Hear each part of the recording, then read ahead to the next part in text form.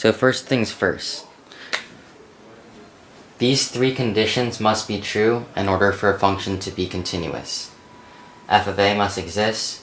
The limit as x approaches a from the left of f of x must be equal to the limit as x approaches a from the right of f of x. And finally, f of a must be equal to the limit as x approaches a from both sides of f of x. So here in this problem, for the first condition, does f of a exist? So we're just trying to see, when we plug in f of a, do we get out a actual number? For instance, not like infinity or anything like that. So f of a, what's a here? Our a is equal to 1. It's equal to this number right here. So f of 1 equals, so we would plug it in to the top equation because that's where the equal sign is. So f of 1 equals, so when you plug it in here, you get 1 squared plus 1 plus 1, which is 3. So yeah, it exists. For the next condition, let's find the limit as x approaches a from the left of f of x. So a is 1, so limit as x approaches 1 from the left of f of x. So we got to decide which one do we use. Do we use the top equation or the bottom equation?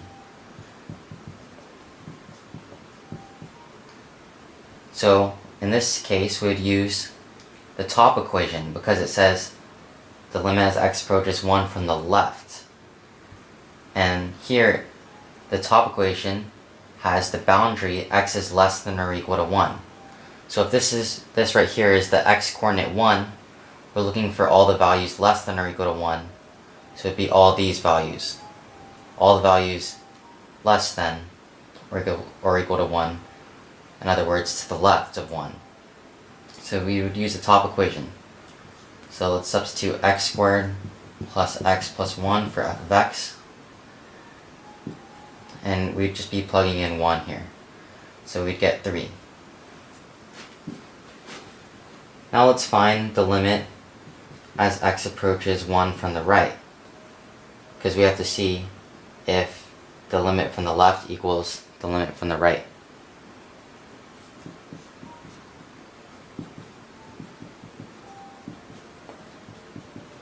So the limit as x approaches 1 from the right, well, we'd use the bottom equation because it says x is greater than 1. X is greater than 1 means all the values in the positive direction are to the right of 1. So let's substitute 3x for f of x. When we plug in 1, we get 3. So let's see, is our second condition true? The limit as x approaches 1 from the left of f of x is 3.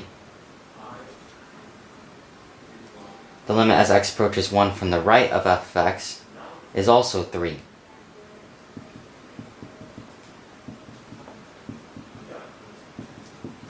Therefore, yeah, the second condition is true. So we've done these first two. And for the last one, we're just evaluating whether f of a, so in this case, f of a, which is f of 1, we found to be 3. And the limit as x approaches a from both sides of f of x, well, we just showed in step 2 that the limit as x approaches 1 from the left and from the right are both equal to 3. So is 3 equal to 3? Yep. So we met all the conditions for continuity. And you want to make sure that on the test you show all these steps. Otherwise your teacher might mark you off. So you could say, therefore, f of x is continuous at x equals 1. And next we'll go over differentiability. For differentiability, it's a similar idea to continuity. All you have to do is look at the derivative of f of x. So you'd be looking at f prime of x rather than just f of x. And you would use these same equations but add a derivative to each of them.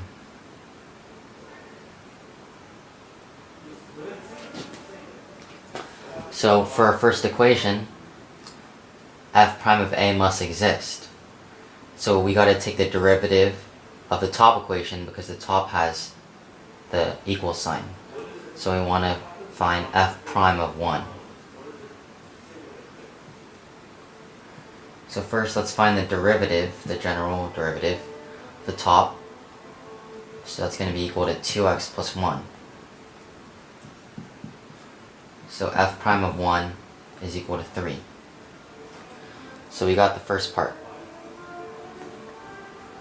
For the second part, we got to find the limit as x approaches a from the left of f prime of x. Remember, it's not f of x, it's f prime of x for differentiability.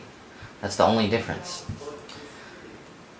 And we got to see whether it's equal to the limit as x approaches a from the right of f prime of x. So let's do that. The limit as x approaches 1 from the left of f prime of x. We just said that f prime of x is equal to this, 2x plus 1. So let's just substitute it here. 2x plus 1. So if we plug in 1 here, we get 3.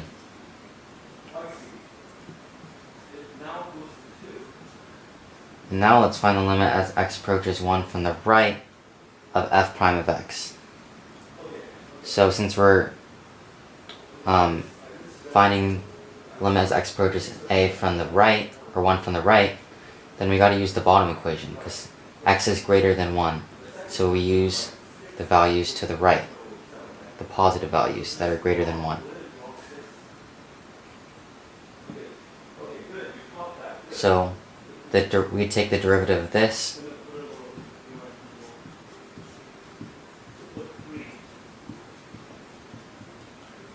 So the derivative of f prime of x, this part, is 3. So this just becomes 3. It's just a constant. So is our second condition true? Yep, the limit from the left equals the limit from the right. And then lastly, is f prime of a, well, is f prime of 1, that's equal to 3. Is that equal to the limit as x approaches 1 from both sides of f prime of x? Well, we just said that the limit as x approaches 1 from the left and from the right are both equal to 3 for the derivative of f of x. So therefore, yep, our third condition is true. So because all three of those are true, for the derivative, f of x is differentiable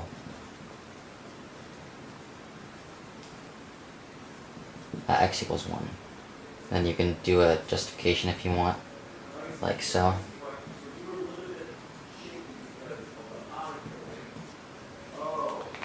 So that's pretty much it, yeah. So that's continuity and differentiability. This is just one example. I can go over more in the future if you guys want. But thanks for watching, and I'll see you next time.